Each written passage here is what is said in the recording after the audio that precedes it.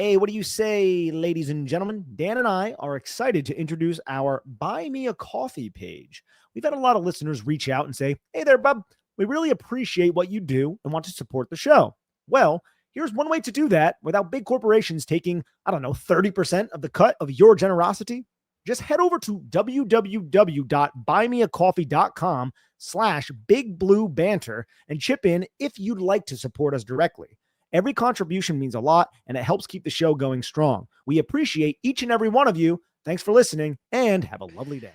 Welcome back. It's the Big Blue Banter, New York Giants football podcast. I'm Dan Schneider, joined as always by co-host Nick Filato, and there he is, attempting to wear glasses for the first time on air. I told him, look, buddy. Not first time. Oh, you have worn them before. I said, yes. I bet you look fine in glasses, and you did. So I don't know. You are prioritizing not seeing as well as you can well, no, I shouldn't say that because you sacrifice some things by wearing the glasses. You get the glare. But anyway, we're here to break down the Giants offensive all-22. And this one's a really disappointing one for me for the reason, Nick, that this was goddamn good all-22 film. This was goddamn good offensive film. Jaxson Dart played goddamn good football, and no one's going to give a crap, and no one's going to care, and people are going to only remember the interception or some of the overthrows on that final drive or what it may not be. And it's not just Dart. It's the offensive line. It's Cam Scatterbo. It's the tight ends who played great. It's Schlottman, with the exception of one play, which we'll go over, who played great. It's everyone. It's the two tackles who played great. And yet, none of it really factors into people's minds or care. I'm sure the views will be down on this episode. The downloads will be down because in reality, the Giants aren't winning football games they should, Nick. And it's just a very odd perspective to feel like right now, because there were times in the past where the Giants were 2-5 like they are right now, or better or worse by a game or two. And I just felt no hope. And that's on me. I didn't believe in Daniel Jones long-term. He's obviously doing well with the Colts. I accept blame and wrong for that, blah, blah, blah, whatever it may be. But I never felt hope. Those seasons were lost in my mind. I had moved on, and I didn't really care. It wasn't a feeling of dismay losing those games, for me at least, at some point in the experience, last year in 2023. But this is not the case anymore with Jaxson Dart. And so it really is just a very frustrating set of circumstances to go off of and to move forward with. But today, what we're doing here is breaking down the film, and we're going to get into some of the stuff we saw and try to break it down for you guys. I just can't believe, Dan. I just cannot believe the New York Giants found a way to lose this football game. Defense surrendering 33 points. Like, going through the all-22 and watching this team melt down, and how it was basically all the way up until 5 minutes left in the game. And I remember watching it, and I was like, there's no way the Giants are going to blow. Not even the Giants can blow this. Wrong. And the Giants know how to blow a thing or two. And I was wrong. Of course, they figured out a way to do it. But to your point, Dan, there are so many positive takeaways here. No one wants to hear that. But I think the primary positive takeaway is Jaxson Dart. Like, there's a completely different perspective that I think is going overlooked because of the state and the dysfunction of the New York Giants. And Kyle Brandt brought it up on a GMFB, I believe it is. And it was just like, look, if you would we would have all signed up for Jaxson Dart to play that well against the number one ranked defense. What do you account for? 4 touchdowns, a rushing touchdown, 3 throwing touchdowns, identifying over 300 total yards, identifying broken coverages, and then attacking the Patrick Surtain, Nick Bonino, this really loud defense that was talking all week. That there's so much to look at with Jaxson Dart and think positively. But a lot of people are going to look at the interception and be like, oh, and look, the interception sucks. That's unfortunate. But Jaxson Dart, dude, and going through this all-22 tape, it's substantiated. He possesses innate traits that are only found in elite quarterbacks. Now, don't get me wrong. I'm not saying that he is an elite quarterback. There's still a lot of things that Jaxson Dart needs to prove consistency-wise and also just as a quarterback to reach that level. There's a long way to go. But some of the traits, his ability to maneuver the pocket and just understand where the defenders are while keeping his eyes downfield, throwing off platform, ability to have the poise to stand in the pocket and take a brutal hit and deliver an accurate pass. He's already shown that in these 3-4 games that we've been able to see Jaxson Dart. And I think that's something that we should look at and be like, look, Giants are a dumpster fire right now. This sucks. But at least there's a potential that the Giants have a light at the end of the tunnel here in Jaxson Dart being a long-term quarterback, albeit he has to prove it at a consistent level. Yeah, I mean, completely agree with that take. I think, you can look at the season so many ways. You could also take a different perspective that no one's taken, which is, realistically speaking, we probably weren't winning a Super Bowl anyway this year. So I'd much rather be 2-5 with our quarterback actually looking like he's developing to something potentially special in a lot of ways. And we'll go over why when we break down the film today. In that regard, specifically from my end, he threw more big time real NFL big boy throws this game than I think all 3 games combined before this. We'll go over all of them. Big time throws outside the numbers, corner routes, post wheel where he hits the wheel, right? I'm talking about the 4th and 17 where he throws across his body and drives the football somehow to Wan'Dale Robinson. We'll go over that throw. Even the play to like Wan'Dale Robinson that tipped and went to Theo. That was a really nice drive throw where he finally like married everything, the feet, the ground, and he got a lot of velocity into throw. I thought from an arm talent standpoint, this was by far and away his best game from that standpoint as well. But then it's also just the things that we continue to see week after week, things you mentioned, keeping his eyes downfield, navigating the pocket while keeping his eyes downfield, understanding pressure, understanding pre-snap where the blitzers are coming from. How many kills and checks did we see in this game from Jaxson Dart? They're giving him full authority to change route combinations, to make checks and protection, and to kill plays that he doesn't think are going to work based on what the defense is doing. And he is doing that. And at the same time of all of that, I have this stat because it's just astounding to me, really is astounding to me, this stat. Let me just find it because I've lost it because I got into this and I've tweeted a lot since then. But according to Hayden Winks, quarterbacks' first down rate after their first reads. That means how many times has the quarterback found a solution with his arm to create a first down, to throw for a first down when he doesn't go to just the first read designed for the quarterback by the coach. Patrick Mahomes is 1, 40%. Jaxson Dart is number 2 in the NFL at 39%. Sam Darnold and Josh Allen and Baker Mayfield come out after that. He's the second best when it comes to coming off his first read and finding a first down solution. And we're seeing that on tape week after week after week. And that is the innate stuff you see on tape is the physical stuff you talk about and the mental stuff. But this is like the statistical stuff that I think you only see in the potentially elite quarterbacks. And he's doing this against a Chargers defense, an Eagles defense, the Saints, and then the Broncos' number 1 ranked defense. He's not going up against these cupcake matchups, and he's having solutions. He's finding solutions. And look, he didn't play perfectly. The interception was backbreaking. He threw right into a simulated pressure, right to a linebacker. That's an inexcusable mistake. He also missed a couple throws. That's going to happen sometimes. But all of the little traits that he has displayed through these 4 games, man, like I just have to applaud it. Like if you were to tell a Giants fan 4 or 5 weeks ago, this is what Jaxson Dart is going to be doing, they would all jump for joy and be like, wow, the Giants have an exciting young quarterback right now. The only negative thing, and I want to circle back a little bit to what you said previously, where it's you want to see the quarterback play well, even though you're on a 2-5 team.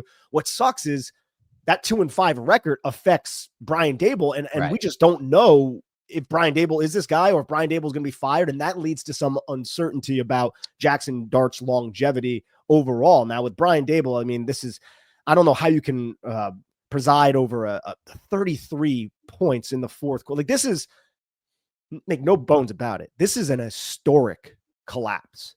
Like this is a type of collapse that we might, look back on and shudder like we do with like the Herm Edwards fumble. And it's that bad to that level, to that degree. I mean, going through this all 22 and just watching it, there were so many plays in this game where if the New York Giants just, if they were able to execute on that one play so many times, I think they win this football game. And every single one of them went the Broncos' way in such a short amount of time. It's like, that is insane. Like, what was it? A 99.4 or 99.7% chance to win the Giants have? 99.7, yeah.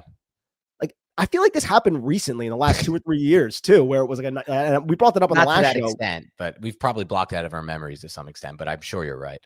It's just inexcusable. And then we'll get into Shane Bowen on the defensive podcast, Dan, but yes, offensively, the Giants were dictating to this defense for a lot of this game. Like they're, again, correct, another diverse rushing attack. It wasn't like they were uber successful on the ground. You had the 31-yard touchdown by Tyrone Tracy Jr., but the Giants were just so many different approaches. One power, you had counter, you had the zone read. They relied a lot more on zone runs in the second half to try to generate some cutback lanes for Scadaboo and Tyrone Tracy Jr. But I listed all of the running concepts on our sheet, Dan. it's almost a page long of different running concepts that the Giants are going to based off of the defensive look that is in front of them. And then you have the 12 personnel approach that Mike Kafka and Brian Daboll are leaning on. And in this game, that's what you need, right? Like you need, with the current state of the personnel, you need to rely on this 12 personnel. And not only did they rely on it, it was a focal point of the Giants entire game plan, of their entire approach here. And a lot of it was double Y sets, double wide boundary pitches. They did that a lot. And then they would run verticals off that. They would send Theo Johnson towards the sideline, open up the middle of the field for Daniel Bellinger. And it took a while for Vance Joseph in Denver to really catch up to what the Giants were doing with their 12 personnel package. And you're doing that when your 11 personnel package consists of 2 receivers who aren't going to earn any targets, and Wan'Dale Robinson, who I think I saw a stat that Cy tweeted where this was his third time going over a certain yardage in his entire time here in the NFL with the New York Giants. And I mean, it makes sense because Wan'Dale Robinson, he's the only competent receiver out there at the moment that I think the Giants can trust. And he played his ass off in this game. There were a lot of plays in space, plays underneath, some vertical plays that Wan'Dale Robinson thrived, and he's still Wan'Dale Robinson. So he came up short on a couple occasions as well, but one of them benefited the Giants with the Theo Johnson touchdown. So there's a lot of positives to take away offensively from this game, but this is the New York Giants, and they found a way to not be able to seal the deal and just close it off, man. And that's been the story of the Brian Daboll era, unfortunately. It has been, and that's where the biggest conundrum for me comes from, Nick, because, you know, you look at a game like this, especially after you watch the tape of this game, and you come into it and you consider all the stats like this one, Nick. The Broncos defense coming into this game had the best explosive play rate allowed heading into week 7. They had allowed just 5.6% of their plays to be explosive plays. They'd given up 20 plays of 15 plus yards in 6 full games. The Giants had 10 in one game against them. The Giants had 10. They had 15 before that in 6 games. The Giants had 10 in one game. Think about the gravity of that statement. And then factor in the Giants basically just used tight ends and one receiver in this game. Like 2 of their receivers didn't have a catch in this game. Their next 2 receivers. It was all like they did this without any talent at the wide receiver position besides Wan'Dale Robinson making any kind of progress in this game. And yet the Giants are able to do it. So then you think about it, Nick, and it's like, this is where the conundrum comes up for me, at least, because I wrote about this today on Twitter. I'm not just going to sit here and be stupid and be like, that's all because of Jaxson Dart and the Giants offensive line, which both played well, by the way, and Wan'Dale Robinson and Theo and Bellinger. Because it's just idiotic to not give credit to Kafka and Daboll. Kafka and Daboll are a massive reason why the Giants were able to break a Broncos defense that nobody has broken for explosive plays all year. And this is where the conundrum comes into play, because Daboll has stressed for a while that he needs his kind of quarterback to win in the NFL. And I know Daniel Jones is doing great with the Colts. Good for him. Jones was not Daboll's kind of quarterback. They gave him a million chances to work together. They didn't work. And then everyone said and made the decision that it's because Daboll's a really bad coach.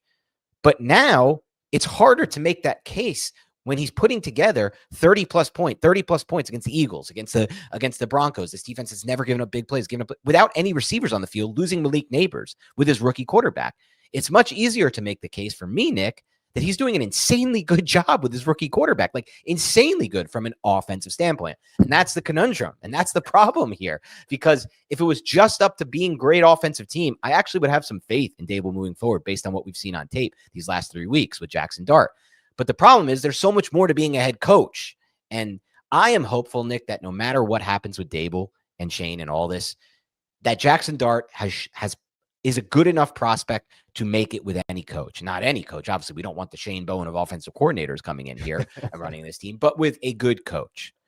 But it is kind of in the back of my mind, and will continue to be, that if we do move on from Daboll, it may not be the best thing for Jaxson Dart, and not because Jaxson Dart can't overcome it, but because Daboll's doing a goddamn good job with him right now. And there's just no way to deny it after losing Neighbors and beating up on these defenses. It's such a conundrum. I think that's the best word that you can use for it, because you're right. I mean, it's hard not to give credit to Mike Kafka and Brian Daboll just for the offensive output that we've seen over the last 4 weeks.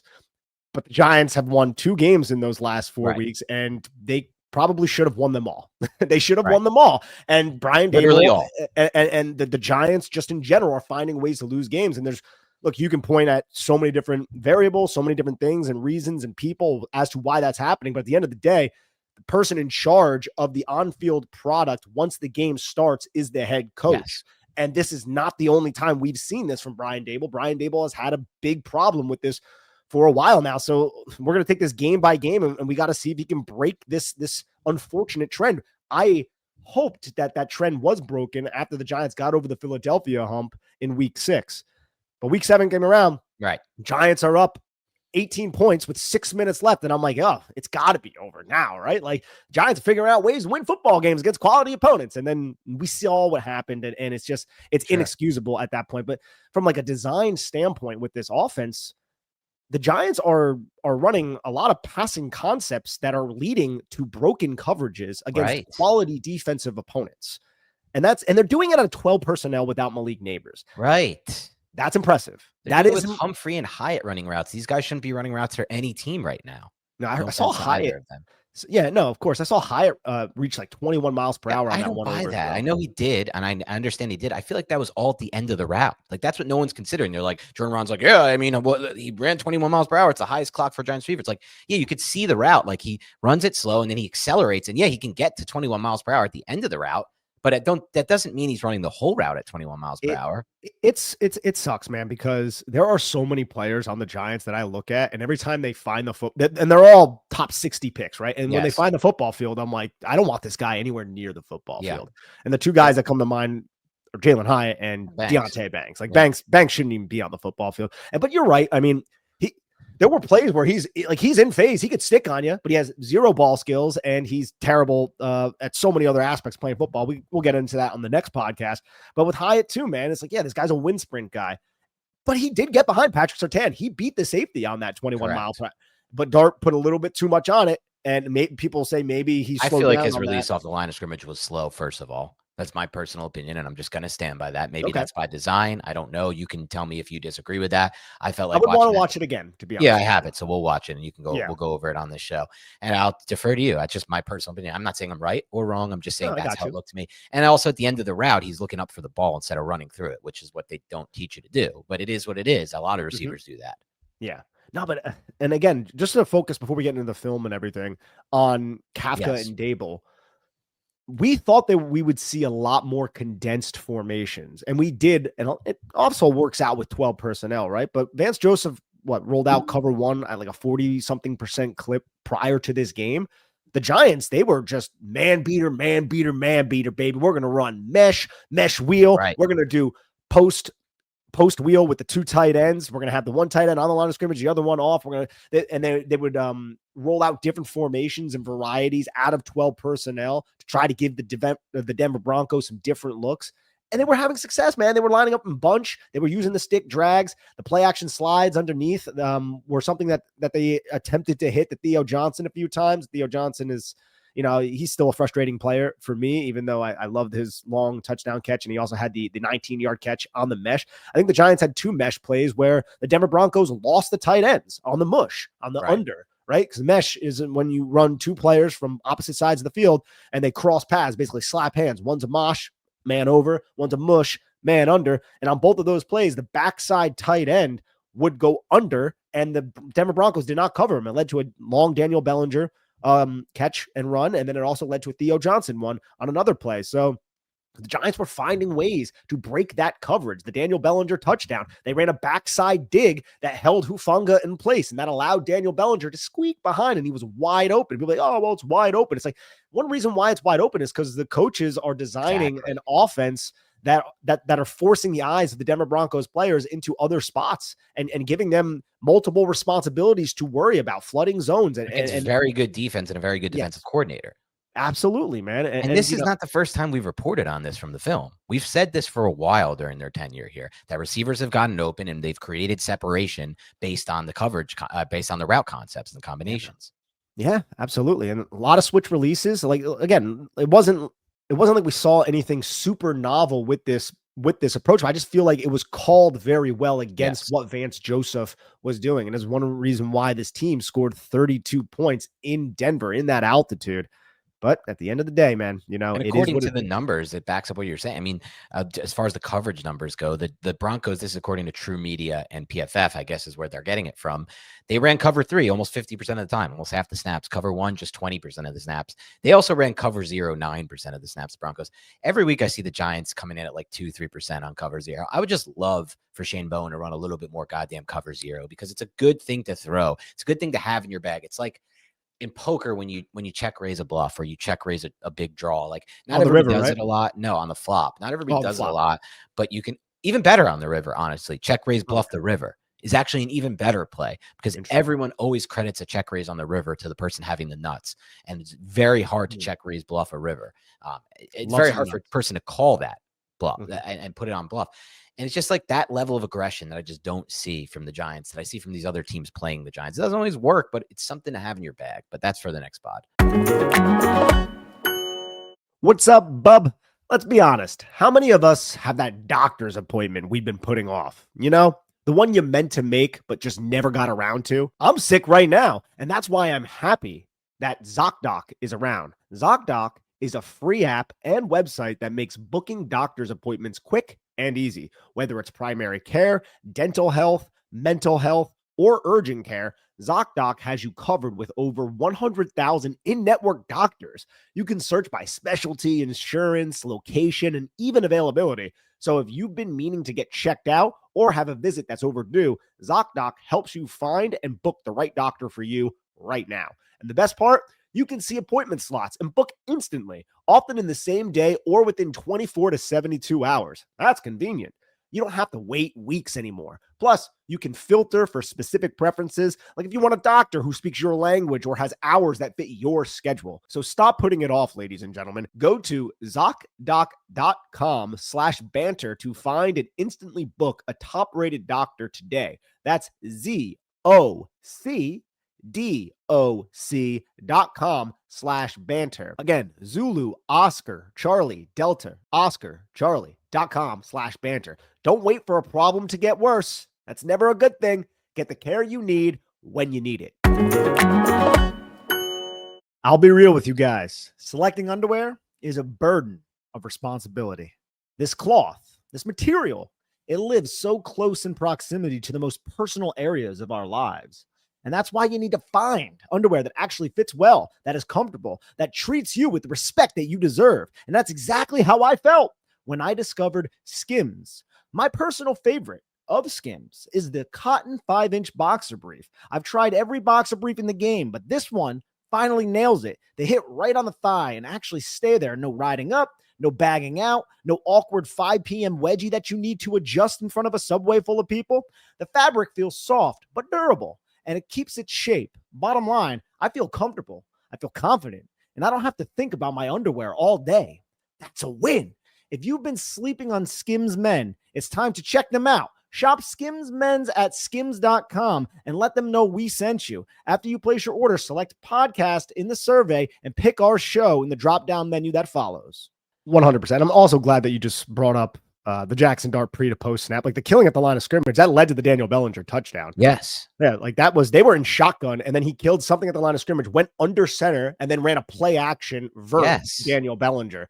Like that and wasn't the the only post time. wheel. The post wheel was also a check kill at the line of scrimmage that he knew would work, and it did work. And that's the thing. It's like he's making these checks and kills. That's cool because we haven't seen that a lot from a rookie at all in the NFL, let alone our rookies. But then he's right. Like he's correct in what he's changing to. That's even crazier. I know, man. I know. And another thing too, it's not like the Giants were uber successful on the ground, but I felt like in the trenches, it was physical versus physical. Yes. Like the Giants weren't 100%. getting bitched up front, right? Now they weren't generating a ton of push, but a lot of the reason why I felt like the Giants weren't as successful from the run blocking perspective was the post snap stunts and slants from Zach Allen and the Denver Broncos defense. I felt like they did a good job trying to remove certain rushing lanes. Like, because the Giants, man, they run out of shotgun a lot. So when you run out of shotgun, you're going to have a running back offset to one side. And usually his path is going to be to the opposite side.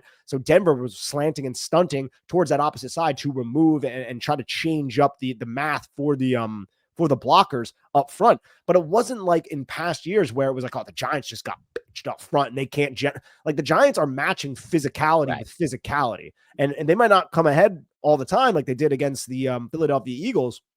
But there's still it's a different feel with this offensive line. Yes. And mad credit to Carmen Brasillo, who wasn't there in Denver, and also Ferentz, Kirk Ferentz's kid, who is James Ferentz. James Ferentz, who was the assistant offensive line coach, who was there because this offensive line, dude, especially from a pass protection standpoint, against a team that led the league with 30 sacks, coming off a 9-sack effort against Justin Fields and the Jets. Like Andrew Thomas shut down Nick Bonito. Mm-hmm. I mean, we didn't even hear Nick Bonito's name. He's out there chirping on Twitter. It's like, dude, no one even heard of you out there. Like Jonathan Cooper had a couple nice pressures against Jermaine Illuminor, but Jermaine Illuminor, I think, won most of his reps as well, if not all of them. I think he just got pushed back one. So, I feel like the most of the time when they lost, it was either like a simulated pressure that like there was one where Greg Van Roten didn't pick it up, or just a couple, I think 2 I had where Jaxson Dart didn't see it. Well, yeah, and there was a few simulated pressures where the Giants slid one direction and there was a hot player. And then Dart had to get rid of the football. There was one where the Giants were in that bunch with Cam Scadaboo in the bunch, and then it was like a 3rd and 3, and then it was an incomplete pass. And there was another one that was similar to that a little bit later where there was an unaccounted for defender going in on Jaxson Dart. But Jaxson Dart got rid of the football. It wasn't like he was taking sacks on those plays, right? Even though that third and 8, that 8-yard loss that he took, and that ended up being brutal. But it's not like Jude McAtamney would have nailed that field goal in the, I think that was the 3rd quarter at the end or something like that. But yeah, overall, man, look, heavy 12 personnel, like we thought. I wonder if I had him at 52% 12 personnel according to what I use. Okay. I think it might even been more because I'm wondering if they probably find that information. Yeah. Well, I don't know. There was a decent amount of 13 personnel. I'm wondering if they count Daniel Bellinger when he's a fullback as 12 personnel package. Or if it's 22, yeah. Or if they go with 21, yeah. Because Daniel Bellinger is versatile in that manner. But according to PFF, at least out there as they're charting it, they have 37 plays in 12 personnel, 5 plays in 13, and 26 and 11. Gotcha. Yeah, I mean, still crazy to have 42 plays in 12 or 13 personnel versus 26-11 in today's NFL. And find success. And find success. And they're also they're passing the football. They're having success passing the football out of 12 personnel, which is not something that you see too frequently. And it's not what Jaxson Dart did at Ole Miss. Like there was all this talk about good job on Daboll and Kafka, and I agree for using leaning on some concepts that worked for Ole Miss, but they weren't running 12 and 13 personnel at Ole Miss and Lane Kiffin's offense. Like he is adjusting to what he has, Jaxson Dart, as a quarterback in an insane way. I went over the stats earlier. I suggest you go back and listen to them. He also has the 4th best EPA per dropback out of all quarterbacks over the last 2 weeks, Jaxson Dart. Again, doing this without Malik Neighbors, doing this against some of the best defenses in the NFL, including the best defense in the NFL, the Denver Broncos. None of this is going to factor in with Giants fans. Nobody cares, but it's worth noting right now. Because I'm not saying nobody cares, but people are just angry about the team, which I get, but it's worth noting. And to your point about the offensive line, before we get into these play breakdowns, this is according to PFF per Bobby Skinner. The Giants offensive line allowed 1 quarterback hit, Andrew Thomas, 0 from Runyon, 1 from Schlottman, 1 from GVR, which was also a sack, and then 1 from Jermaine Illuminor. That is an insanely low number of pressures. And I'll say this because I want to note this, Nick, a big factor in it, not the only factor, not the main factor. The mains are the ones you brought up, Brasillo, Ferentz, and the actual players playing offensive line. But a big factor in this for sure is Jaxson Dart's ability to A, maneuver a pocket, A, feel the pressure in the innate way you described the intro, and then B, in my mind at least, make these kills and checks pre-snap and understand where the pressure is coming from and where to get the ball out to in space. The quarterback is helping the offensive line. That's another key reason I'm excited about Jaxson Dart. It's a symbiotic relationship right now where the offensive line and the quarterback, they're working together well, but it's not something we've seen a lot recently. It's either sometimes the quarterback would have limitations or the offensive line would have limitations. Right now, this is a fully functioning offense with a rookie quarterback and an offensive line that is, I have to imagine, playing better than an average offensive line in the NFL. Right? Like we don't watch all 32, but there's just no possible way they can't be. And a lot of this, again, Andrew Thomas, you just put Andrew Thomas out there. Andrew Thomas is like, Nick Bonino's a very good pass rusher. Andrew Thomas is just like, okay, you're not even going to get around me. And he doesn't. And he didn't. and he didn't. Like, it's actually insane the level Andrew Thomas is playing at right now. And the Giants are playing with their backup center, right? Like I know a lot of people like to kick John Michael Schmitz. Like I think John Michael Schmitz is having a much better season than some people would suggest. But Austin Schlottman played well in this game, man. He had the one play that we'll go over a little bit. I'm not sure if I have it in my cut up, but that was a rough one. That was a rough one. But other than that, man, and that was a run blocking play. Other than that, he's been playing. He played well in this game against Played very fine. and like, dude, like watching that defense too. Like I said, physicality matched physicality. It's a physical defense. They were flying around, dude. Like Hufanga going down in the B gap, hitting Cam Scotty. Like you felt it. And it wasn't like Scotty was getting pushed back, but you could see like this was a grinded out. Even like Alex Singleton and players like that. Zach Allen is, again, I say this a lot. I think he's one of the most underrated defensive players in the entire National Football League. He's an absolute beast in the trenches.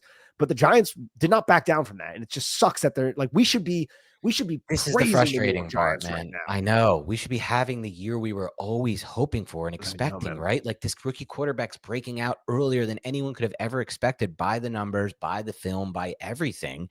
And the defense has moments of brilliance, just can't, it's not sustainable apparently for a full game.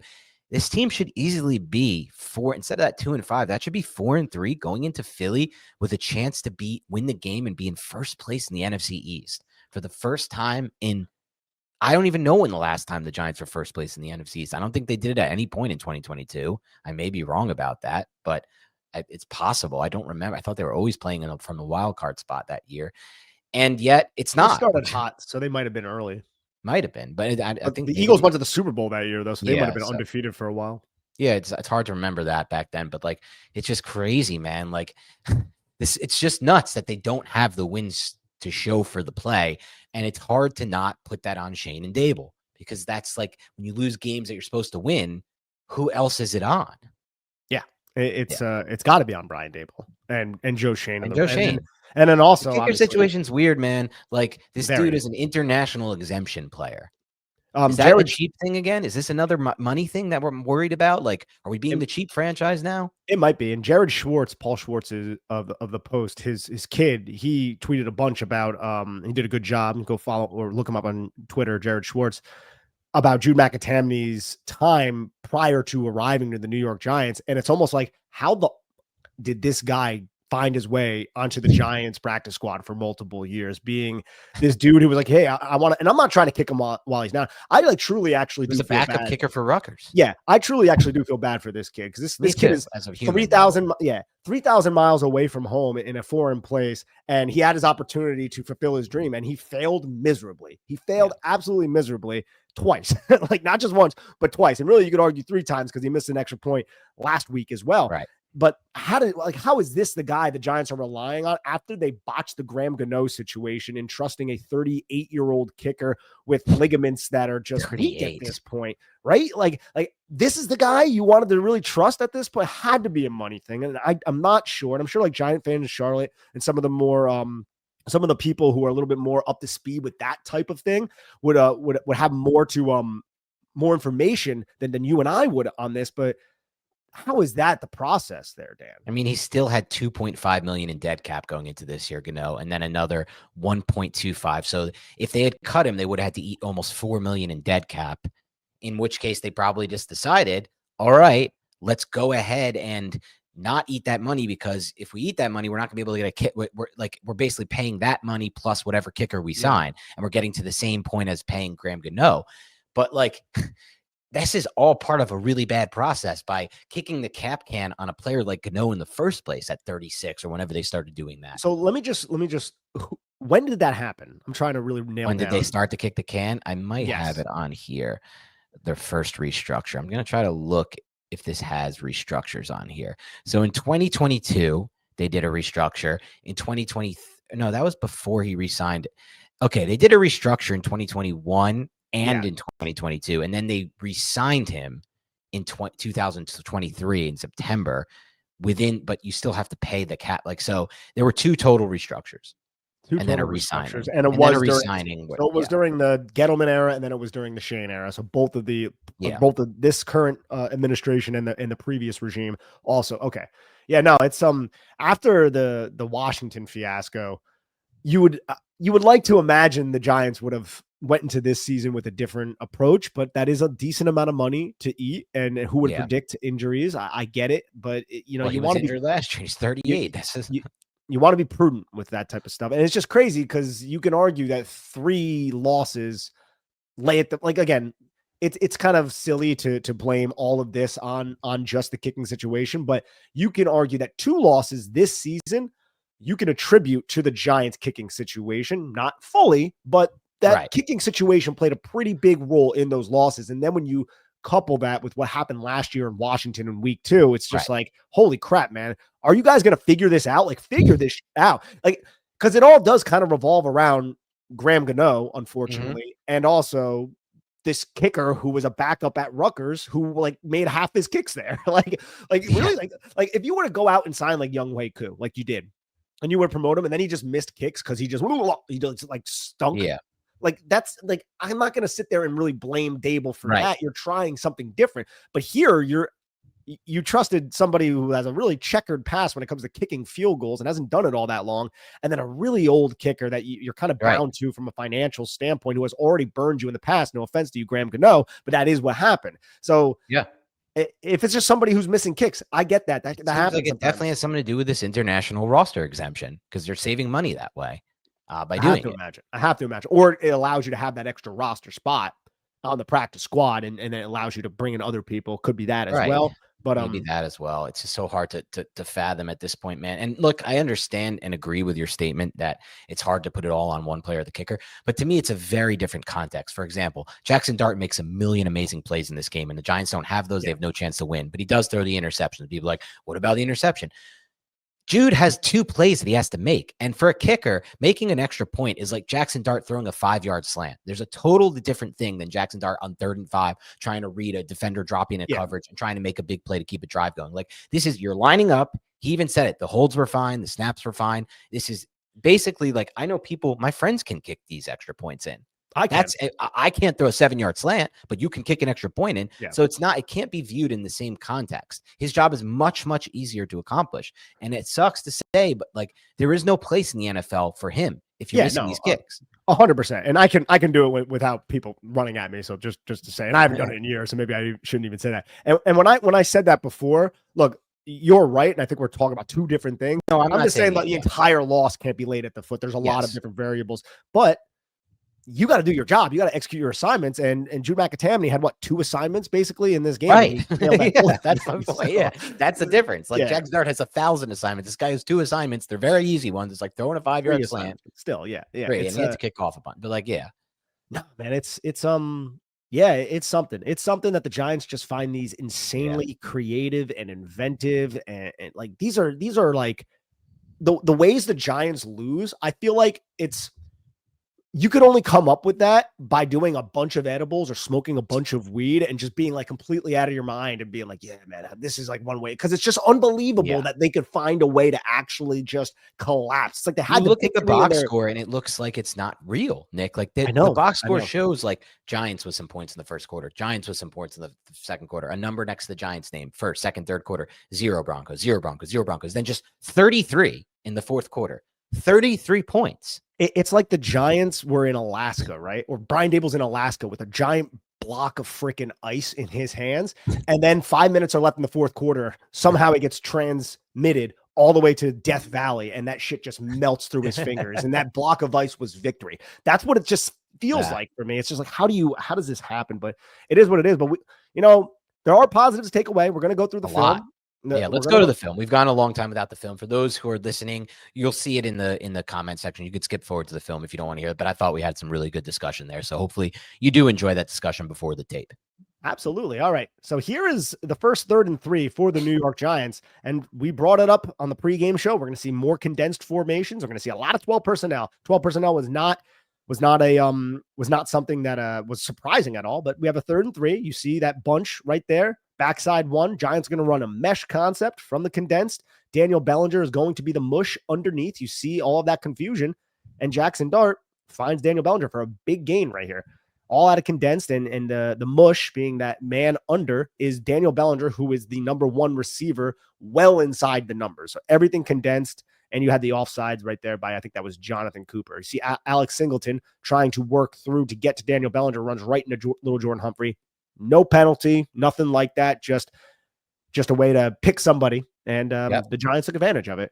And by the way, some of these videos, I had to actually outsource to Dan to get some of the sideline videos, because as you could tell on that play, the video is not that great. It's a little grainy. And I don't want to sit here and lambast and chastise the all-22 guy for the Denver Broncos, but I didn't feel like he does that great of a job, man. Like it's wide. It's wide. Like the Is it all-22 Bears like, level bad? Was the Bears the team with the no, worst no. The all-22? Bears level is a setup thing, right? That's a setup thing. And I don't think they can really like help that. This one is more just like the all-22 is so freaking wide. And then he zooms in, or whoever's doing it zooms in at like the last second. Whereas I think you can tighten it up a little bit and still fit all 22 of the people in there. Like you don't need a really thick frame around the all-22. You know what I'm saying? I do know exactly what you're saying, which is really a little annoying. Sad that I know exactly what you're talking about. It's our job, man. I love that you know what I'm talking about, though, because how many people are going to know that, dude? This is such a good play by Jaxson Dart, though. 2nd and 10, 8:21 left in the first quarter. He's just making things happen with his legs. This is the innate ability we were talking about at the top of the show. You have a bunch. You motion Daniel Bellinger. Daniel Bellinger's running flat. You have Wan'Dale Robinson run a stick, and then you have a post over top with little Jordan Humphrey. And then Wan'Dale Robinson does an excellent job extending this play to run open, and then Jaxson Dart somehow finds him with just an elite throw while he's getting hit on the run. This is some great stuff here. This is the example of what you brought up earlier, that innate ability that gives you flashes of potentially elite upside, because it's everything you asked for here. It's the ability to navigate the pocket. It's the ability to keep your eyes downfield after you escape the pocket. And then it's the arm talent. I mean, this is an all arms throw, and look how legit this throw is. This angle shows it much better. That's what I was waiting for it. This is an absolute rip of a ball. That's a rip of a football right there. Man. Rolling to his right, about to take a hit, essentially all arms. I mean, right now, Jaxson Dart is, for the most part, an all arms thrower, which is fine. He's going to get better at using his body as his career goes on. But in situations like this, all you can do is use your arm to throw this pass. And that's exactly what he does. This ball rips out of his arm. That's precise over Singleton, too. Like, look. Oh man, I think that's Singleton. It might be someone else. It doesn't really matter. What we mean, by the way, about this is the game with his highest level NFL throws. Yeah, exactly, man. And here's the touchdown to Daniel Bellinger. And watch, shotgun right here. Jaxson Dart scanning the defense, and then he goes, "You know what? Nah, we're gonna kill this. We're gonna do something else." Everyone adjusts. They condense the formation. Giants go under center, which isn't something they do too frequently. And then I think is that Devin Singletary back there. Devin Singletary gets up like it's going to be a single back wing run towards the double Y side. Instead, it's a play action. That's Tracy. He hits his back foot, keeps his eyes downfield as he steps up in the pocket and finds a wide open Daniel Bellinger for a touchdown, dude. Again, people will be like, oh, he's wide open. It's like that's play design right there. It's also the fact that he steps up to draw some eyes away. And he checked and killed into this play. And he checked and killed into it. And I love that design, man. Double wide of the boundary. And Theo Johnson goes wide all the way to the sidelines, stretch that deep third defender all the way to the sidelines. Daniel Bellinger slips past the curl flat, and Hufanga looks like he's about to assume it. There's a miscommunication there, but then he sees the dig. And so he goes out on the dig, and no one even takes Daniel Bellinger. And so, think about it from this stamp. Yeah, go ahead. Love this. No, I was just going to say, I love this for Bellinger, man. This was his like career game. It sucks that they didn't win. I know. And think about it from this standpoint, because you can obviously see it from this angle. Great job navigating through that pressure, steps up through it, and just puts a nice ball out there. I know he's open, but that's still a pretty damn good throw. We've seen quarterbacks, not Giants quarterbacks, all quarterbacks in the NFL, miss throws that are open downfield. I see a Bo Nix miss like 3 in this game on the Broncos tape. Yeah. But that's like a crazy throw too. It's like, look how off, look at his body as he makes this throw. He has you said this a couple podcasts ago, very unorthodox way to throw the football a lot of the time. That is definitely not what they teach you from a footwork standpoint, but he's able to get the ball out there. And these are the examples of arm talent that were confirmed to me in this game. I felt like this game showed by far, from all the tape I've watched, the best examples of like a different level arm talent than sometimes I'm even expecting. I understand at the end of the game, there were some throws that you would like to have back, or some throws where the arm talent didn't look exactly there. And I stand by the statement that, and I'll bring a clip up later, Nick, to show you this, or to show the listeners this, that once he gets his footwork down and starts to use the ground more, he will be a perfectly good thrower from an arm talent standpoint. But these throws are just phenomenal that we've shown so far. Absolutely, man. And also, man, look at the protection here. This is such a good play by the Giants protection. Watch John Runyon and Andrew Thomas. All right. Because little Jordan Humphrey is going to block 92 for a second, and then he's going to release into a route. And watch John Runyon on your right side of your screen spin.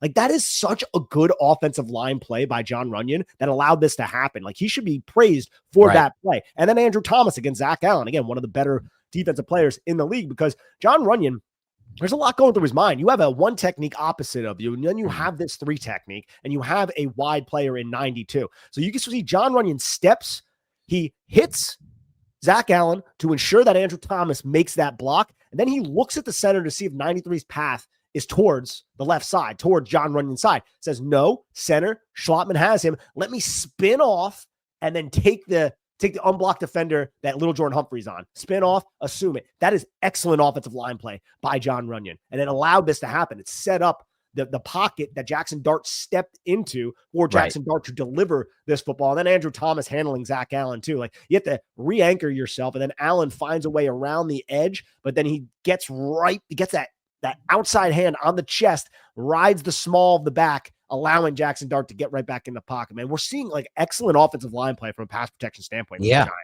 Yeah, you're 100% right. And we'll get to it in our grades, but this is going to be, I'm almost positive. I looked it up. I tried to do some backtracking through last year. I don't have too much of the Google Docs from before that, Nick, but from last year, at least, where they had that good stretch, the first 6 games before Thomas got hurt, these are actually the best grades we're going to be giving, assuming yours is good this week, to the offensive pass protection on a 3-game stretch, or actually now 4-game stretch that we've given ever. Yeah, we should average it. Yeah. Yeah, it's the best we've given ever. And one more thing, just another note on that, another example of Jaxson Dart keeping his eyes downfield and manipulating the pocket on that last play. Oh, on the last play, yeah, no, that was sensational. Now here we have, motion Theo Johnson making a 3-by-1 nub set with the running back towards the 3 receiver side to the field side. First play of the 4th drive, just a deep flag, it's a sail type of concept, if you want to call it that, but a deep corner route by Wan'Dale, set up very well by Wan'Dale Robinson. And Wan'Dale Robinson had some sick releases in this game, man. He was creating some very good separation. Because watch, he is inside the numbers by about 5 yards here. He's going to eat into the leverage of 27. Eat. Press towards the hash, get 22 to fully commit and open his hips. And then he's just going to stick his foot in the ground and just go. And look, that is a bunch of separation. That is an excellent route by Wan'Dale and a great throw by Jaxson Dart, man. Like, again, like you can another all arms throw too. I know. Like I'm excited in breaking this film down. It's just like, it's crazy. Like, and then I look at the reality of what happened. I'm like, oh man, this is terrible. But like these are good offensive plays by the Giants. Oh yeah. I mean, we're hitting corner routes. We never hit corner routes. We haven't watched us hit corner routes in years, fewer than a handful of times in the last, 6-10 years or whatever it may be. And the Giants are doing this off of play action, right? You have a bunch of different, holding defenders, the pass and the run, because we've run that outside stuff a lot. Yes, at a gun. Good throw. Good throw, damn. Very good throw. All right. Now, this is a play where the Giants connect with Daniel Bellinger down the post wheel. The post wheel, baby. And I like this because on the previous play, Dan, they ran this same exact play, and it was a short little pass to Cam Scadaboo in the flat. And Cam Scadaboo ended up picking up a few yards, right? Well, this one, you could see Singleton, he's going to, he gets frozen in space. I'm not really 100% sure if this is just a covered breakdown. This is a concept that the Giants run a lot, just post wheel. No one accounted for the wheel. The Giants usually never really threw the post wheel in previous years, but now they're throwing the wheel. The flat is open too. It's just a coverage bust. And this goes for 29 yards to Daniel Bellinger. And just actually don't do it now because you're in the middle of your breakdown, but we can maybe show it later. It's not important. We'll just tell you before this play, which you can't see from this cut up, but Jaxson Dart makes a kill and a check the line of scrimmage to get into this play. This was not the original play. Yeah. And again, I think that is more important when we go over what I just said about the previous play was the same exact concept with Scadaboo in the flat, Exactly. Look how many options he has. He has Scadaboo if he wants it too. He goes for the bigger play here. Well, this is Tracy in the flat, but the previous one was the play. He just threw it to the flat because the flat was open and everything else was covered up. And through the Giants, like these routes, they feed off of each other, right? These route combinations, like how many times have we seen in this game already? Theo Johnson clear routes out. He released to width. He gained width in his release horizontally to move defenders. Off of a spot that is then attacked by the New York Giants passing attack. This is something the Giants, they're cooking right now when it comes to having these routes feed off of each other and also having their quarterback deliver the football to the open route with anticipation. Exactly. It's great, man. And then now we're going to have the 3rd and 11 screen touchdown. I mean, I don't even know who to really give all the credit to there. I want to give a lot of the credit to Kafka and Daboll, but Dart makes the check into that. So Dart obviously saw something from the defense that allowed him to know that he'd have the wheel available. Yeah, well, it's Kafka and Daboll are prepping Dart to be able to do this. And credit goes to whenever it's successful, you give credit collectively. But I mean, tell me that a rookie quarterback is doing that in Denver? Like, That's impressive, man. That's impressive stuff. Here's the 3rd and 11 touchdown to Cam. I like this play a lot, man. I do, because you could see Denver, they were all towards the boundary side. And when you look at the pre-snap alignment on this Cam Scatterbo screen touchdown, the Giants motion Wan'Dale Robinson from a 2x2 set to a 3x1 boundary bunch. So there is a lot going on towards that boundary, and Cam Scatterbo is towards the boundary as well. So the Giants hike this football. Jaxson Dart looks directly at little Jordan Humphrey like it's going to be a little bubble or a little screen with stalk blockers in front, something the Giants have run a decent amount. So you see, just watch Denver. If you're watching on YouTube, Denver's defense, they all flow in that direction. And then Cam Scatterbo releases towards the other side, the field side, where there's a ton of space with 2 linemen and really only 3 Denver Broncos defenders. This is a great vision by Cam Scatterbo to help his blocks manifest and then explode into space to get into the end zone. On a 3rd and 11, very important play. The Giants come through with a good execution. It's elite call from Mike Kafka from a timing standpoint on 3rd and long in the red zone. It's elite execution and play design. I mean, like, you just broke it down perfectly. Like, they trick the entire defense into thinking that play is designed to the left side and it comes back to the right. Then it's obviously elite vision from Cam Scatterbo here too. Look at how patient he is setting up these blocks and then cutting back to the outside, finally winning with a stiff arm. Also, the final thing that I want to give a shout out to, which you can see more from the sideline angle, is, and this is a shout out to someone who follows our stuff, that's a big Bo Collins fan. Bo Collins does a really damn good job of selling this fade and taking that defender out of the play. That defender could easily otherwise have made a play and stopped this. Like, he takes him well out of the play, and he does not have a chance to get back to make a play on that. That is an excellent observation, and that's probably some of the reasons why Bo Collins is earning snaps. I mean, he's a high football IQ player, according to Brian Daboll, and some of the comments that we've heard about Bo Collins and his ability to learn this. That is, he's running this route at 100%, and I love that, dude. I mean, you should be at this point. He takes this dude out of the play, and you know what? He gained some separation on him. I don't think it would have been completed. It would have been thrown perfectly. Is that Surtain or is that Riley Moss? I don't know. I think that's Moss. Yeah, it's Moss. That's Moss. Just didn't really see much of Surtain because he was just, clamping down one side of the field. And we didn't throw to our wide receivers. No. Outside of Wando. Well, Hyatt did gain some vertical separation against Surtain on that one play, like we brought up a little bit earlier. All right, here is a 3rd and 12 in the beginning of the 3rd quarter. Just Wan'Dale Robinson underneath. And dude, this is just a great play by Wan'Dale Robinson, just reading the flow of the defense and then attacking to get a first down and extend a drive. He had a really good game, Wando. He really did, man. And this is just a quick, I'm just going to get the football out of my hand. Jaxson Dart throws it, and then you have 3 blockers in space. I am curious, is this man downfield? Probably. It looks like Runyon is downfield here, but not by a ton. NFL is such a tough time calling this thing. Oh, I know. But you know what? It ended up working out for the Giants, and the Giants got the face mask because Riley. Let me say this, by the way, because we never say this, it feels like, and I want to make it clear.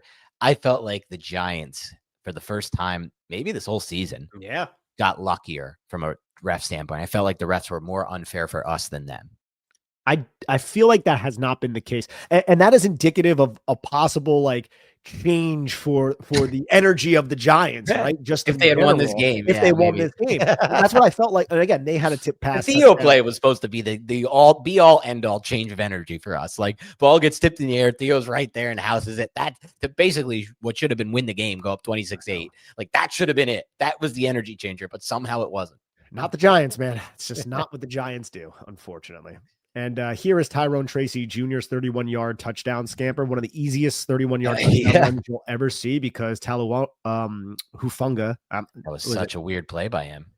I'm imagining Hufunga sees Daniel Bellinger and thinks this is going to be a play action flat or a zone read keep for Jaxson Dart. I don't know exactly because I'm guessing that Hufunga doesn't realize that Daniel Bellinger is going to block 92 as the unblocked defender because he follows Daniel Bellinger and ran himself out of the run fit.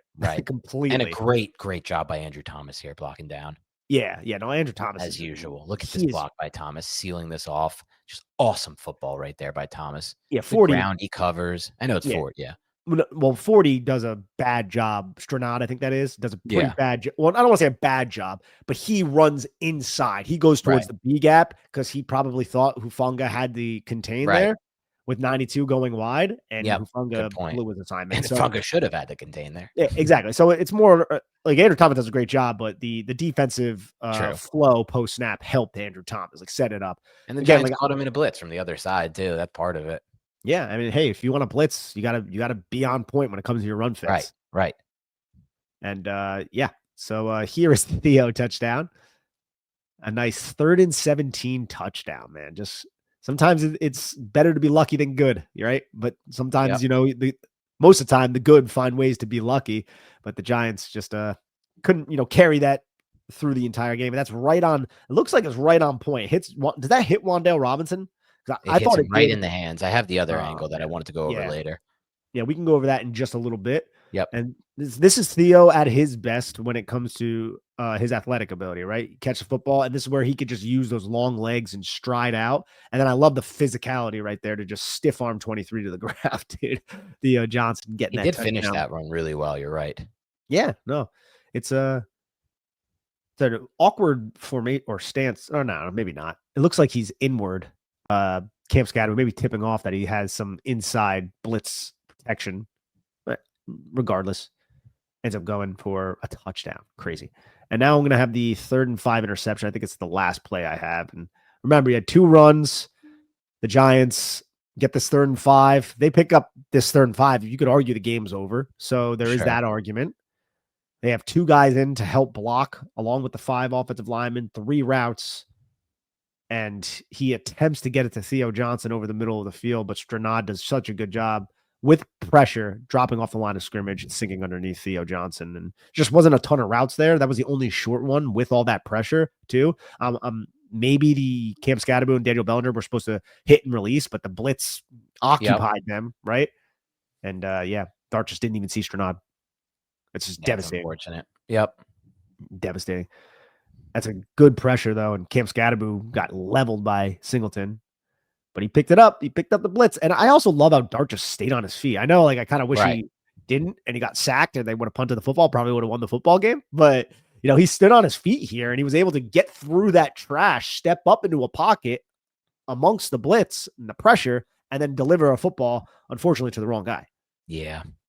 Sucks too, because if that's just dropped, they win the game. It's just there's so many little things. So many little things in this game, man. So many little things. But I want to go through some of the plays that you just brought up. We'll go to that Dart Theo touchdown first. Yes, this is just the one I was talking about. So you'll see what Nick mentioned, which is that it hits Wan'Dale right in the hands. But I didn't bring it up for that reason. The reason I brought up this example is because I think this is, and you can pause it right there. This to me, or go back a little bit and you can run it again. This to me is an example. Pause it right at that point, actually, if you can. This is a terrible job by me. I'm screwing Nick over bad here. A little bit back if you got it. Just the point of where he's throwing it. Yeah, even here is fine just for a second. So the point I'm trying to make is people have asked us a lot about this. Like, yeah, just leave it there for a second. Jaxson Dart's arm talent. And they're like, I don't know. Some of these deep balls, it feels like they're kind of floating up there. Or they're not getting there. And I think a lot of the reason is because Jaxson Dart right now is mostly an arms thrower. But there are examples like this one where he uses the ground and uses his feet and uses his body to make a throw. And look at the velocity he can get. Look at this motion when he's throwing it. That's a rip in there to Wan'Dale Robinson. Like, he has everything set up, aligned to the target, drives the football. And that's the upside for me with Dart. Like, he can get that level rip and velocity on the ball. I've seen it multiple times. He just has to, get much better, in my opinion, or just much more in sync with his feet and using the ground to drive the football, which is something Josh Allen's done. It's something that Dak Prescott's done. Plenty of great quarterbacks have worked on this aspect of their game. Yeah, absolutely. I think you laid that out well. He's a rookie, and he's one who should know how to use the ground, and he does, but he doesn't do it all the time because he's a little bit more of an unorthodox thrower of the football, and he likes to use his feet, and he likes to extend plays because it helps the offense. It helps set up the offense. It helps the offense find solutions, but when he does put his foot in the ground and he can drive the football, he's shown some good velocity and arm strength overall. Okay, now, Nick, this is an example of the opposite of that, I think. This was a chance to seal the game away. It was 3rd and 8. Giants get the look they want. Jaxson Dart gets the look they want. He gets a slot vert. You watch his eyes at the snap. You see he confirms that boundary corner is coming down. He's not playing up. The minute he confirms that, he throws this vertical ball. But go back and watch Jaxson Dart's feet as he throws this pass. Pause it right there. That's the example of the opposite, right? If he sets his feet, look how much worse this feet is. This is all kind of like a fall away throw almost. Yeah. You can see him falling backwards. I do. And he misses the throw. a good If he point. has a chance here to set his feet like he did on that Theo touchdown and drive the football out there, it's probably a touchdown. Is probably game over for the Giants. Well, at that point, it's definitely game over. They can't even blow that. It would be like 36-26. At that point, they can't even lose that game. But Wrong. it's just some things that, he'll see this and they'll work on it, right? Like no coach wants him to be kind of, especially with that clean of a pocket, no coach wants him to be kind of falling away from the throw. As you can see, falls backwards after the throw and basically only using his arm to make the throw. Yeah, no, and then we'll go over this Hyatt one. Oh man, that is frustrating. But you're right, dude. And these are all correctable things, which makes right. it That's the good part. Much more, tolerable, I would say. And now we have that Jalen Hyatt, and we can go over this before we get into our superlatives. Yes, and he drives this throw. By the way, he sets, uses his body and really drives this ball. It's just a little bit, I guess, overthrown. Yeah, let me pay attention to this because I know there's a lot of talk on Twitter that.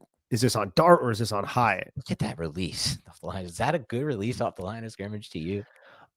So looking at it from that perspective, it looks like to me that he understands what the coverage is going to be and he's trying to split it. So he wants to get to the inside, okay. Works to the inside. 22 is going to face the front side of the play. So I think Hyatt wants to work to the inside of Patrick Surtain, and then he wants to get behind that safety. So, yeah, I think he does accelerate really well after he makes the double move, right? And maybe he's just going slow out of his break to set up the double move. I just feel like, man, if he guns out of this release, he's going to beat Surtain. Like he could do he could gun vertically, do a hard step like he's going to outside, and then make his move inside instead of like that smooth release. I really wish that. Yeah, no, you're right. And I really wish, we could really hone in on Jalen Hyatt a little bit more, but instead this all 22 guy wants to see the entire empower. Well, yeah, that's part of the problem. We can't really see where the ball lands, but it looks like it lands just in front of him. This guy's terrible. No, but you're right.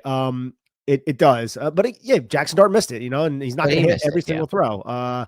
And Hyatt does a good job accelerating at picking up that speed at the end of the route. And that's a tough position for a wide receiver to get himself into. Yeah. Because you're splitting 3 defenders here Sure. for Jalen Hyatt, right? So I kind of want to, I don't know.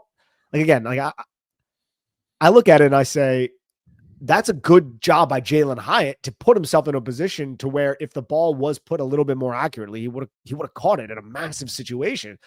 And that's because of this route and the spacing and the reaction of Denver's defense. Now, even if it was a perfectly accurate throw, I don't know if I trust Jalen Hyatt to come down with it. Well, that's the other part of it. Yeah. That's more my interpretations of what I've seen from Jalen Hyatt over the last 2 years. It's been rough.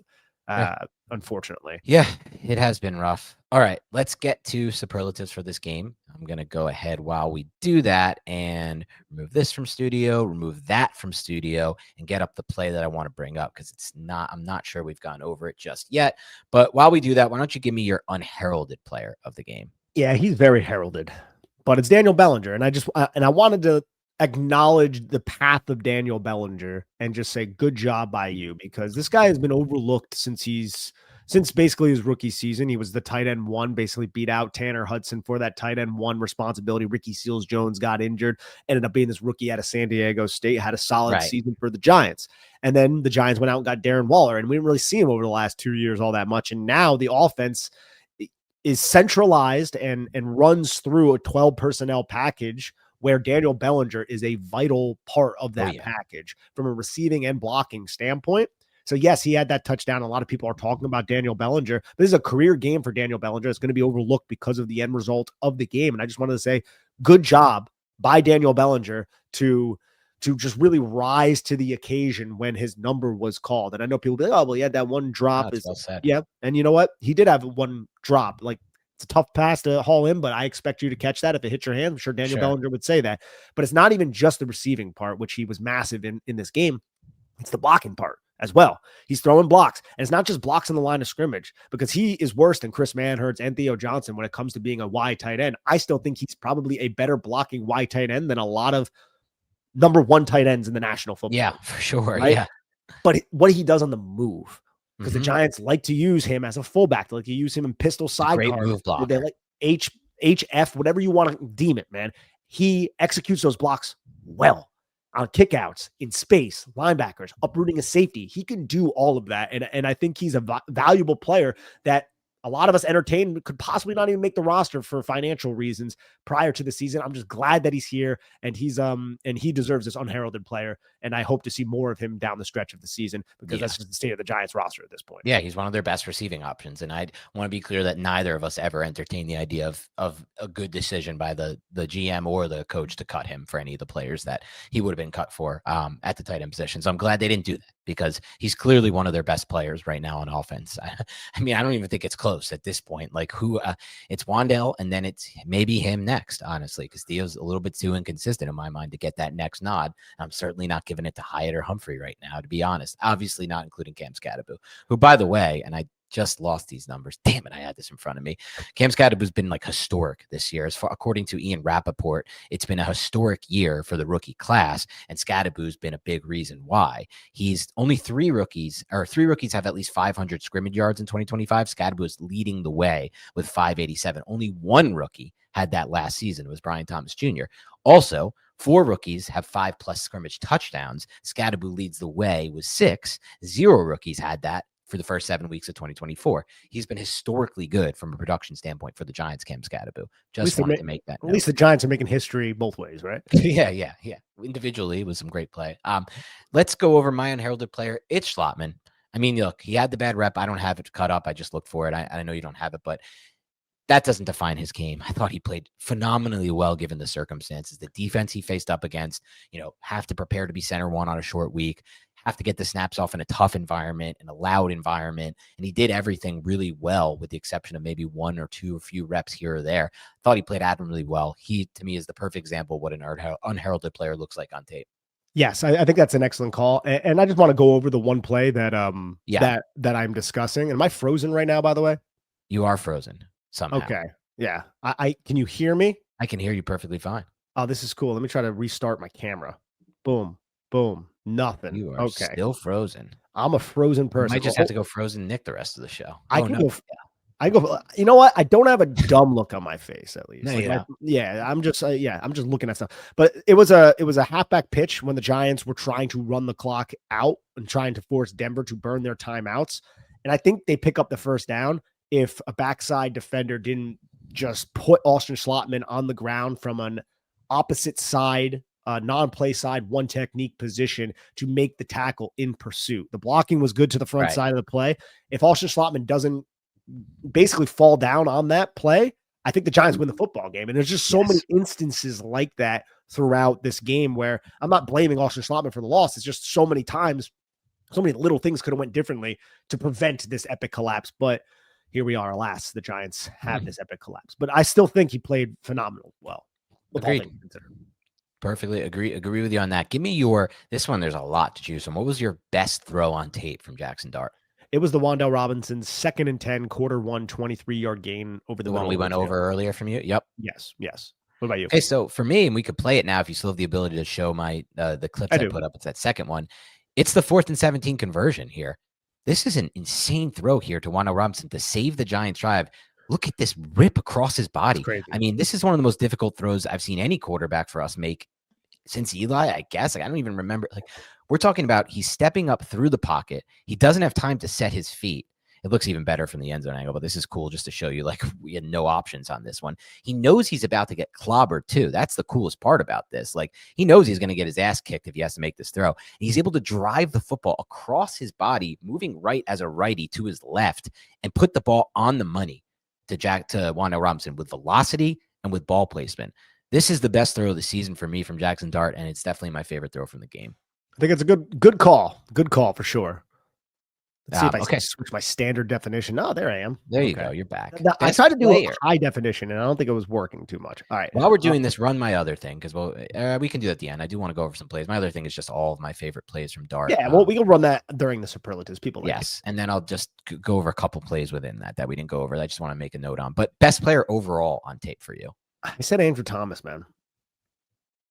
Yeah, Andrew Thomas is the one who got it for me too. It was between Thomas and Dart for me. And I'm not caring that Dart made that interception. I don't knock him too much. He's a quarterback. He's a lot more responsibility than any player on the field. And he made all the checks. He made, as you're seeing here, some examples of him making a pre-snap check, getting him into the right plays, kills. But it's just hard not to give it to Thomas. He played a near perfect game against one of the best pass rushers in the NFL. Like, that is enough to be clearly the best player on tape, given the circumstances. So it has to be Thomas. Not to mention his ability to run block was Right. also there, making big down blocks, and he's a phenomenal football. He's arguably the best tackle in the league. And let me make one thing clear, by the way, because he is arguably has performed as the best tackle in the NFL so far this year, specifically in pass protection, but I think overall. Don't expect a response from me if you ever come to me again talking about a trade Andrew Thomas scenario. You're fed up. You can't take the injuries, blah, blah, blah. Injuries are unpredictable. Injuries are not predictive. And Andrew Thomas is well worth all the games he has to miss to get this kind of level play. We may never get a tackle like this in our lifetime. We literally may never get another tackle who plays this well in our lifetime. That is well within the range of possibilities. I want to make that clear, that I will never entertain the idea of trading Andrew Thomas. And I hope you don't either after this point. And I hope you recognize that he needs to retire as a Giant. I don't think that's something a lot of people are entertaining right now. There were people doing it at the beginning of the year. There were. I still think it was a smaller percentage than very small percentage, but for some reason it bothered me. It just did. Players we expect to see more from. I mean, I just put Humphrey here because it's like he just did have a good game for the Giants. Made some plays in the receiving game, some quick game stuff he had against the Eagles, a deep down throw, and just nothing in this game. 2 total targets, no receptions. He had one really nice catch that was called back. Yeah. That was a really nice. He jumped through the Go back to that last one real quick if you can roll back the film. The film. This is a good example of 2 things. 1, an amazing release from Rondell Robinson here. And 2, a great job by Jaxson Dart to do the things we're talking about. Those little things, which is before the snap, recognize where the pressure is coming from. Both those last 2 plays, the Scadaboo and this one. Understand where the pressure is coming from. Understand where the space is going to be and get the ball out to the right spot. He does that a lot. Such a good slide release too by Rondell. Slid the DB off of his spot and then delivered the football. My player we expect to see more from was any wide receiver not named Rondell Robinson. So you could throw the ball in there. Again, a lot of that was game plan, and this is a talented secondary, of course, as well. What about pass blocking, bud? I gave my highest grade, I think I look back, that I've ever given for the Giants at 9.2. And the reason it was 9.2 is because I adjusted it to the level of competition they played. Nick Bonito, Jonathan Cooper. This defense has been unbelievable for the Broncos. They have wreaked havoc. They have pressured the hell out of teams. They just sacked the team 9 times in a game where they gave them 1 million possessions because their offense sucked against the Jets. And yet, despite all that, the most pressures the Giants gave up was 1 from any of the 5 and 1 sack allowed, I think it was, if I'm not mistaken. Like, just an absolutely phenomenal job by this team in pass protection. The offensive line, they were culpable for 6 pressures in this game against the Broncos. All the other pressures were because the play broke down and Jaxson Dart was trying to do something. Right. Yeah, I had an 8.6, and I think I want to go to a 9.1. Okay. I want to go to a 9.1. I'm going 9.1, a number neither of you or I will ever reach unless we do it here on this show by giving out grades to players on the Giants. I don't want to speak for you, but it's just a guess. That's the way you carry yourself, sir. I know for me, I'm never going to get there unless surgery happens in the future, which will never will. Oh, my gosh. The Giants, the pass blocking was phenomenal in this game, man. Like, this is the type of stuff that we would have loved to see for so long over the past 3 I know, man, and the Giants are receiving it right now, so that's it's good that it's for Dart. It's good that at least for the next edition of what we're doing at quarterback, we're giving him good protection to start his career. He's playing a role in it too, man. He 100%. Is helping the pass protection. When I show those 2 plays, we didn't see the Scadaboo one. That's fine. It's on my Twitter, and the Wandale one where he's recognizing these blitzes pre-snap, making checks and kills, and then getting the ball out fast. That's on him. That's him making the offensive line look better. And the ones where he manages the pocket and navigates in and out and finds something, that's also him making the offensive line look better. So I need to make that clear. And then run blocking. I went with like a flat. I was between like just under 5. I went with a flat 5.0. I never give the 0.0s, but it felt very average in the run game. There were some great moments, and then there was just some not so great moments. Pretty average, I thought.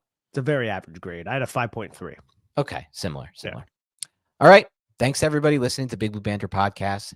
the offensive film breakdown. I really hope you enjoyed this. I hope you watched this. This was a good show and just fun to watch this kind of Jaxson Dart tape. You get to see him from the all 22 angles, looking the way he looks, making those checks in the line of scrimmage, killing those plays, getting them into better route combinations, reading the defense, reading where the blitz is coming from. I don't have the numbers now perfectly in front of me, but I think it was Solak who tweeted this out, and I would love to find it right now.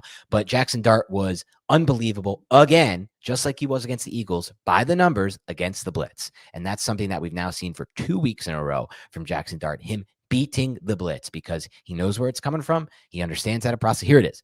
I was just filibustering there. According to Next Gen Stat numbers, Jaxson Dart had a 149.3 passer rating when blitzed against the Broncos because he, according to Ben Solak, he avoided negatives, got the ball out fast, and he challenged tight coverage. And that's exactly right. It was the best defense he's faced all year. And according to Solak, he passed it with flying colors. And that's a non-Giants analyst making that comment. So former Eagles analyst. Yeah, killing it, Ben Solak. Good for you, buddy. So anyway, thanks so much for listening. Please hit the like button. We need your help to support this show in times like this at 2 and 5. Hit the like button, leave comments, get engaged in the comments. I'll join the comment section as well this week, do a better job of that. I think I did an okay, not so great job of that last week. We had 4 pods. I'll do an even better job this week. Please get involved and please subscribe and rate the show on iTunes and make sure you download there on Spotify and iTunes as well. Otherwise, have a great rest of your night. We'll be talking to you tomorrow morning with the defensive film review.